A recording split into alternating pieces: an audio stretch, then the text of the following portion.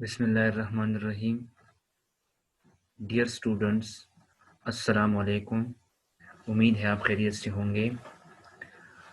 आज का जो हमारा लेक्चर है वो सर्चिंग प्रॉब्लम के एक कैटेगरीज के हवाले से है जिसका नाम है हेवरिस्टिक सर्च।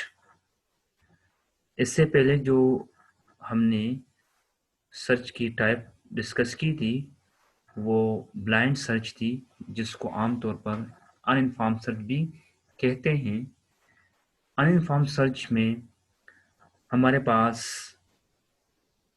गोल तक पहुंचने के लिए कोई क्लू या कोई इंफॉर्मेशन नहीं होती। हम ब्लाइंडली एवरी पॉसिबल पाथ जो है वो एक्सप्लोर करते हैं। इन ऑल पॉसिबल डायरेक्शन जो है हम उसमें जाते हैं और गोल को सर्च करते हैं। ठीक है, यानी डोमेन स्पेसिफिक नॉलेज हमारे पास अनइन्फॉर्म या ब्लाइंड सर्च में नहीं होता। जो दूसरी कैटेगरी है ऑफ सर्चिंग टेक्निक्स वो है हेवरिस्टिक सर्च। हेवरिस्टिक सर्च में हमारे पास जो है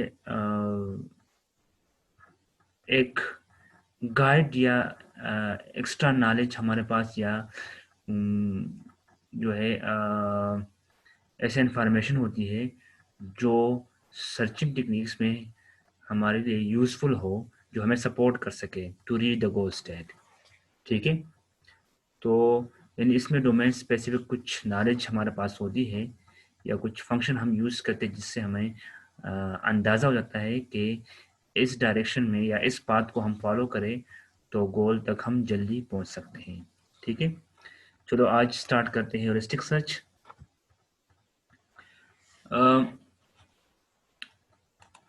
इससे पहले सर्च टेक्निक्स में हमने जो डिस्कस किया था वो अनइन्फॉर्म्ड सर्च था, जिसमें हमारे पास कोई भी डोमेन स्पेसिफिक नॉलेज नहीं थी।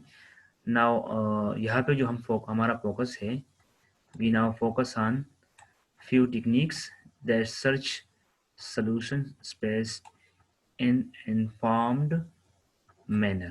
यानी informed manner में solution space में हम सर्चिंग करेंगे यूजिंग समथिंग। कुछ ना कुछ हमारे पास क्लू होती है विच इज कॉल्ड हेरिस्टिक, उसको हेरिस्टिक कहते हैं।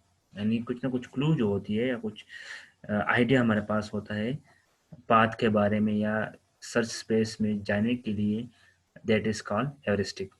ठीक है, such techniques are called heuristic searches. The basic idea of heuristic search is that rather than trying all possible search paths, you try and focus on the path that seem to be getting closer to your goal using some kind of guide।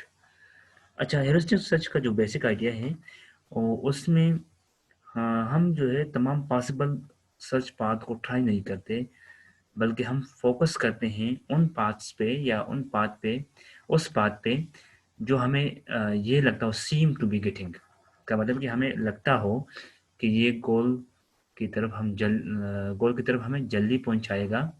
ठीक है, that is called heuristic search. यानी using some kind of guide, कोई guiding आपके पास होती guide होता है जो आपको रास्ता दिखाता है, या आप सीम टू बी, यहाँ पे सीम टू का मतलब है कि आपको लगता है कि इस रास्ते को मैं फॉलो करता हूँ तो गोल तक जल्दी पहुँच सकता हूँ। ठीक है, you generally can not sure that you are really near to your goal state. Generally आपको ये श्योरिटी नहीं होती कि आप गोल स्टेट के नज़दीक हैं। However, however, we might be able to use good guess for that for the purpose। लेकिन ये भी हो सकता है कि हम अपने मकसद को हासिल करने के लिए अच्छे गेस ले लें। ठीक है, अगर हम इसका एग्जांपल सिंपल ले लें, जो मेज यानी माउस सर्चिंग की जो चीज़ को तलाश कर रही है। ठीक है, तो उसमें उसके जो हेरिस्टिक सर्च के हवाले से उसमें जो चीज़ होती है वो ताज़ा होती है, उसकी बू माउस को आ रही होती है, तो वो उस रास्ते को फॉलो करती है जिसमें बू ज़्यादा होता है। ठीक है, तो वो बू के जो रास्ता उस जिस रास्ते पे उसको बू ज़्यादा आती है तो उस रास्ते को वो फॉलो करती है और आखिर में वो चीज़ तक पहुंच जाती है। ठीक, लेकिन ये भी हो सकता है कि जिस रास्ते पे बू ज़्यादा आ रही है और उसके दरमियान में जो है फेंस लगा हो, जाल लगी होती है, बू तो आ रही है लेकिन वहाँ पे माउस जो है वो स्टक हो जाता है। तो उसका ये केस जो है वो यहाँ पे उसको स्टक कर गया, मतलब गोल तक वो नहीं पहुँच सका, ठीक है, क्योंकि वहाँ पे जाल लगा होता है। तो ये इस तरह हेउरिस्टिक सर्च में जो है you can not generally show that you are near the goal stage, ठीक है। अच्छा, इनिश्योरिटी यहाँ पे कम होती है क्योंकि यहाँ पे आपको और भी मसले आ सकते हैं, जिस तरह मैंने माउस एग्जांपल को डिस्कस किया। Heuristics are used to help us make that guess. Heuristic हमें जो है जो भी इंफॉर्मेशन होती है related to the search space या पाथ, तो वो उसके बेस पे हमको गेस लगाते हैं। It might be noted that heuristic don't always give us the right guess. Always ये हमें right guess नहीं देता, and hence the correct solution, और correct solution भी नहीं होता क्योंकि नहीं देता, क्योंकि आपका guess गलत हो जाता है तो solution तक जो है वो आप नहीं पहुंच सकते, या आपका solution गलत हो सकता है, ठीक है। In other words, educated guess are not always correct. मतलब हम ये भी कह सकते हैं कि एजुकेटेड गेस का मतलब क्या है कि आप बहुत ज़्यादा कैलकुलेशन वगैरह इस तरह करते हैं कि गेस करते ये होगा, इस तरह करेंगे, और वो गेसेस जो है आपको करेक्ट सोल्यूशन या आपको सही रास्ते पे ना पहुंचाए। That is possible in the heuristic search techniques. अच्छा, हेरिस्टिक सर्च में यहाँ पे एक एग्जांपल है। अब हमारे पास ये फिगर में आप देखते हैं कि डिफरेंट लेटर्स है SABCDEFG। अगर हम इसको सिटीज़ का नाम दे दें कि ये सिटीज़ है, और ये जो आपको नज़र आ रहा है कि S से A तक जाते हैं तो ये 2 लिखा है, तो दैट मीन्स कि ये distance between S and A है। इस दोनों सिटी के दरमियान डिस्टेंस है, चाहे किलोमीटर्स है या माइल्स है, जो भी आप लिख सकते हैं, तो ये दोनों के दरमियान डिस्टेंस है, ठीक है। Suppose our goal is to reach city G from starting S। अगर हमारा जो गोल है वो G है और हम कहाँ से स्टार्ट करते हैं, S से, तो फिर देखो ना यहाँ पे हमारे पास कितने रास्ते हो सकते हैं, मल्टीपल जो है हमारे पास रास्ते हैं, मल्टीपल चॉइसेस है। हम क्या कर सकते हैं कि S से A, फिर A से हम D की तरफ आते हैं, D से हम E की तरफ जाते हैं, E से हम F, और F से लास्टली हम G की तरफ पहुंच जाते हैं। That is one path for reaching goal G from S, ठीक है। अब हमारे पास एक और रास्ता भी अवेलेबल है, वो इस तरह है कि हम S से D की तरफ जाते हैं, D से E, E से F, और F से हम G तक पहुंच जाते हैं। Another way that we start from S to A to B and B to E, और इसके बाद E to F और F से हम G तक पहुंच जाते हैं, ठीक है। अच्छा, इसके अलावा अगर हम ये रास्ता फॉलो करें कि S से हम A की तरफ जाते हैं, A से B और B से हम C तक जाते हैं, तो वहाँ पे हम स्टक करते हैं, आगे हमारे पास कोई रास्ता अवेलेबल नहीं है, ठीक है। तो इस एग्जांपल में हमारे पास डिफरेंट रूट्स जो है वो अवेलेबल है, starting from S to G।